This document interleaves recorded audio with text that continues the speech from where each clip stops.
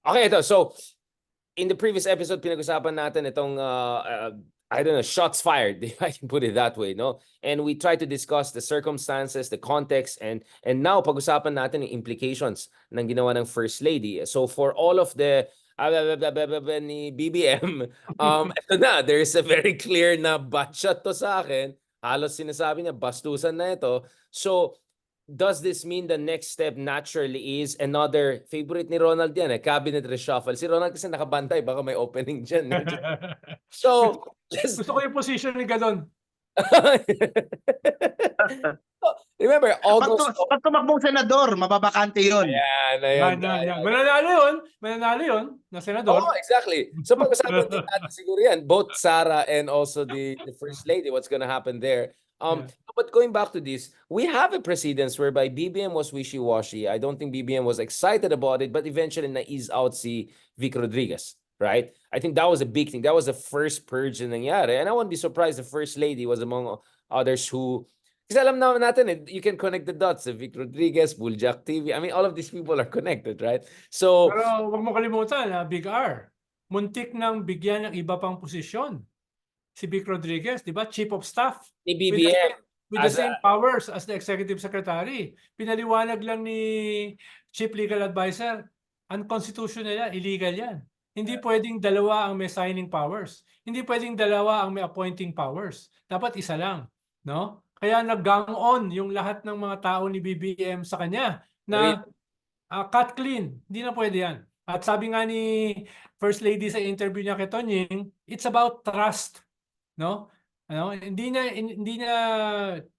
in-emphasize si Vic Rodriguez, pero yun yung nire-refer niya na wala ng tiwala. May mga ginawa na hindi maganda, no? Yun yung kanyang Sinabi niya she needs to protect her husband dun sa circle na nakapalibot sa kanya. Yun yung mga words na ginamit niya. Na parang yun naisip ko din referring to Vic Rodriguez yung panahon na yun. I think that's a very, very important precedence. So, I mean, what is your gut feeling? Will the stubborn timidity and Marcos keep Sara Duterte there, or will the other people try to do what Marcos is gonna do to make things so difficult that Sara will be forced to resign? Or do you think that Sara will hold on to it until she can, because she knows once she's out of the cabinet, who knows? This could be a beginning of a losing civil war for them. And mag-all-in na si Marcos dun sa, who knows, Raffy Tulfo, whoever who could beat her or make sure she doesn't. Yun nga, I mean, you could see it. Parang ano yun floodgate yun Once Sara is, or if, but parang stand if Sara is out, eto na, floodgate na yan. And baka makasama siya sa ICC. Yeah, ICC. Yun pa. Big R. Crunch time na kasi, Mark No? Crunch time na. Una, October na yung filing of candidacy. At yung mga lumalabas na mga surveys, parang yung mga tao ni Digong ay halos kalahati doon sa winning margin. Diba? So crunch time na ito. Hindi na sila pwedeng defensive lang. Kailangan magsimula na sila mag-offensive. Ikalawa, merong mga pangyayari na nag-unfold. Halimbawa, next week, bubuin na yung movement against war. Ito ay movement labang kay PBBM sa kanyang foreign policy. Yung kanyang strong point, yung foreign policy, babakbakin na nila yan next week. No? Tapos sino kasama po dyan? May kilala kayong names? Usual suspects, no? Usual suspect, no? Yung sila Bobby Tiglao, sila Mentong Laurel, no? Etc. Wala akong sinasabi. I'm disowning this show. Baka mapasta naman tayo. Tapos ikatlo ay ano ba to? Ikatlo ay yung sinasabi ni Trillanes na darating, hindi darating, yung ICC, no? Ang sinasabi nila Maharlika, meron silang big event na gagawin sa Mayo. No? Mukhang indicative ito yung Pulveron video, no? No, yung ganyan. Kaya nagbi-build up sila papunta ron, no? So, ipupush na nila yung envelope, no? Whether that will be effective is another thing. Pero ibig sabihin, crunch time dahil scaling up na yung kalaban nila, no? Going into the midterms, going into the fighting. Hindi na scale up yun, medyo nuclear option na yata yung ginagawa nila. Tapos panghuli, sa mga survey, pareha silang bumababa, pero parang mas tinatamaan yung presidente. in terms of approval rating. Pero kahit pareho silang bumababa. So they have to do something eh. Diba? They have to do something different. Hindi pwedeng nagdedepensa lang sila. Hindi pwedeng passive-aggressive. Hindi pwedeng minamasahe, no, yung mga away. At tingin ko, itong ginawa ni First Lady ay yung unang offensive act na sila yung magdidictate ng political narrative. Sir Ronald, may tanong din ako. Hmm. What are the chances na ang papalit kay Sara, if ever matanggal siya sa DepEd, ay si Leni Robredo? Yun ang ingay sa Twitter, sa X nung isang araw eh. Tingin ko malabo. Tingin ko malabo. Pero next episode na yan, Mark, pag-usapan natin yung Senate position, because I think we can also talk about Sige. Sara move also with the First Lady Ron. So I think we kind of agree na even if Marcos Jr. is not interested in a civil war, the civil war is getting interested in him. So he must respond at some Exactly. and because he's not doing what he has to do, because he's still sticking to this illusion of unity. I mean, he knows naman it's an illusion that everyone knows the emperor is naked. Everyone knows that.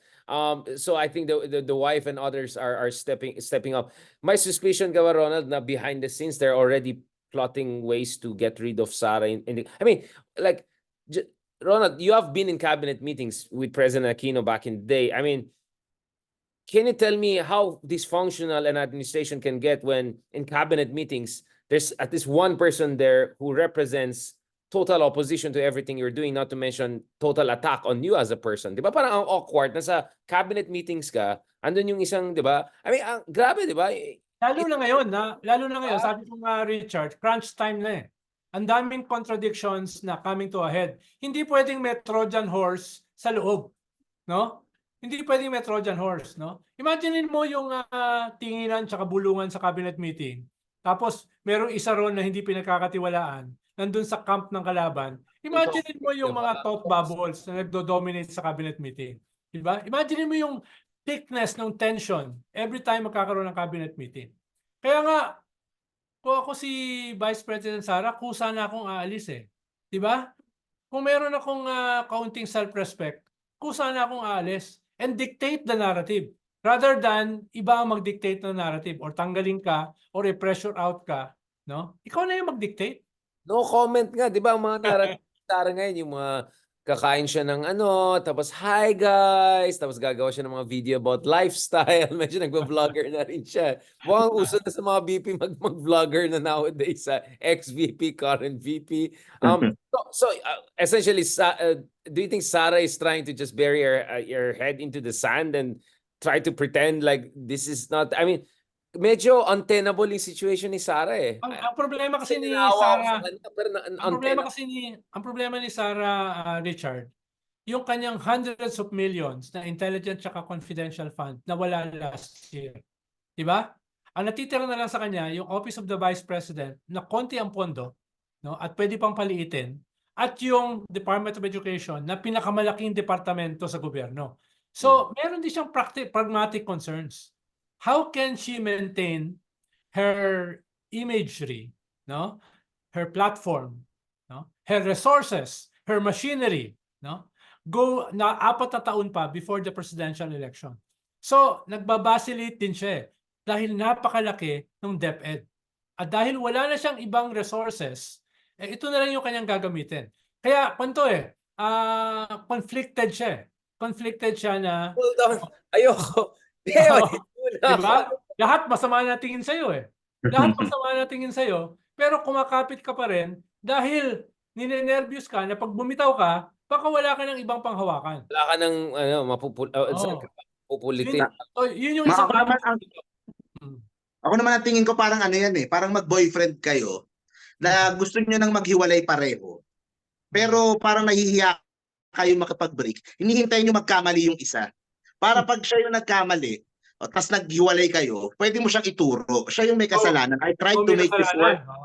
Alam mo yung mga ganyan moves Parang kalakaran natin yan.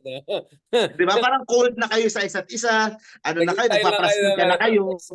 Pero hinihintay yung magkamali yung kabila para Oo. siya yung may kasalanan. Para pag sa mga kaibigan nyo, si Bongbong may kasalanan kung bakit kayo naghiwalay eh. Parang may ganun eh. Hmm. Parang hinihintay lang nila yung ano eh, yung kabilang side yung ano. Parang ito, may rason yan eh, yung asawa mo, di ba? Ang, Ano nang ano sa akin.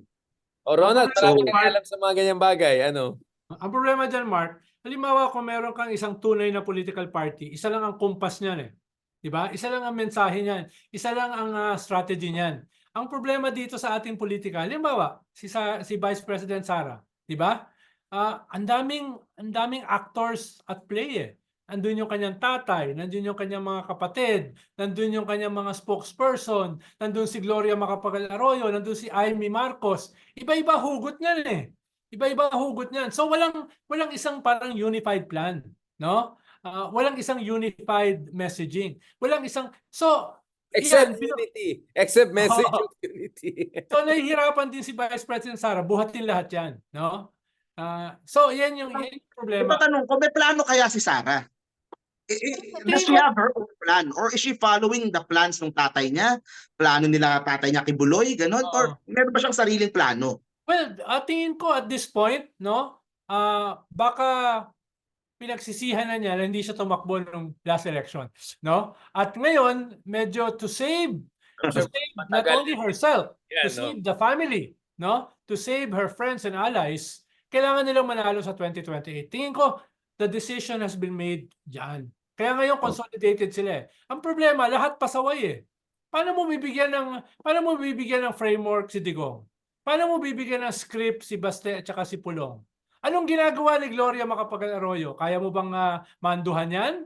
No? Tapos yung presidential sister pero kaalyado mo, no? So, yun yung problema rito eh, no? Who is calling the shots? Yun Tingin ko nga. May kanya-kanyang pool eh. No? Ronald, kanya-kanyang pool. Kung yan ay Monty Python partido ni Hidarian, no? Isa lang ang commander. No? Isa lang ang strategy, no? Isa lang ang command and control. Dito, wala eh. Parang Monty Python nga. Yung sabog. Like, sariling sikap lahat. Ikaw, Mark, what is your take on this? Because I want to discuss in the next episode very shortly the Senate slate and how is opposition. Is there going to be a new unity lineup that I think is very interesting? But what are your last points on these issues before we close this episode? Do you think Sara will last before the end of this year? Or do you think because that because Marcos is still gonna be stubbornly conflict avoidant and her approval is still high, that she'll be able to still hang on by a thread? At this point, napaka-unpredictable talaga. Hindi ko din exactly mabasa kung ano yung plano nila BBM, why he is. Hindi they, baka siya na lang nga eh. Why he is still keeping Sara around. Hindi ko din mabasa kung anong plano ni Sara why she is still sticking doon sa DepEd. But of course, yung sinabi ni Sir Ronald is tama naman. Talagang hindi ko makita kung saan very unpredictable kung anong mangyayari. Talagang every week, every month, may pwedeng it could explode anytime. And pag umalis siya diyan, kapag umalis siya sa DepEd, doon na siya papasok sa stage na she will be also asking for Duterte to be ousted eh. Parang doon na siya, parang buo na yung kanyang pagsama doon sa kampo na yun eh. So, we're going to see talaga malaking banggaan when the Vice President is nandun sa kampo, buong buo, ng mga gustong magpatanggal sa Pangulo, yung Oust Marcos movement. So, it's crazy lang talaga. Hindi ko talaga masabi kung ano mangyayari dyan. I think that sets the tone for the next episode because pag-usapan natin, if ever there'll still be an elections in the end of the world, what are going to be, is there going to be a new unity of Dilao and Pink and loyalists and all of them coming together? I mean, could we see a Bam Aquino and admin slate with Tito Soto and all of these people together? I think that would be a very interesting discussion. Maraming salamat on that note. Thank you very much, Ronald and Mark.